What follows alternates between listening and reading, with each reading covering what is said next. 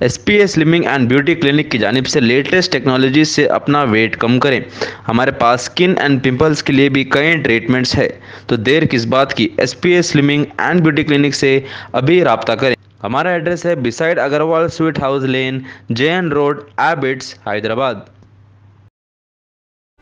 Chairman A18 Telangana news Mohammad Azam Ali.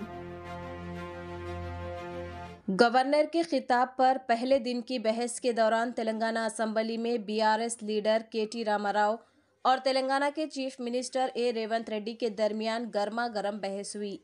KTR का कहना है कि कांग्रेस लीडरों का सियासी ओहदों के हुसूल में ज़ाती फ़ायदे के लिए लोगों के एतमाद को धोखा देने का ट्रैक रिकॉर्ड है।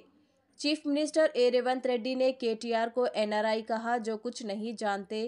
डिप्टी चीफ मिनिस्टर भट्टी विक्रमार्का ने केटीआर के इन रिमार्क्स पर एतराज़ किया। కొంతమంది ఎన్ఆర్ఐస్కి ప్రజాస్వామిక స్ఫూర్తి అర్థము అవగాహన కాదు.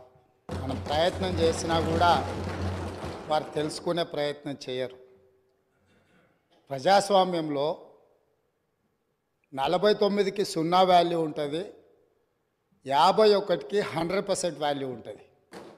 ఎందుకంటే 51% ఓట్లు, 51% నెంబర్ ఉన్న వాళ్ళు ప్రభుత్వాన్ని ఏర్పాటు చేస్తారు. 49% ఉన్న వాళ్ళు ప్రతిపక్షంగా కూర్చొని ప్రభుత్వం తీసుకునే పరిపాలనలో నిర్ణయాలను, శాసనాలను సహేతుకంగా విశ్లేషించి సలహాలు, సూచనలు ఇస్తారు.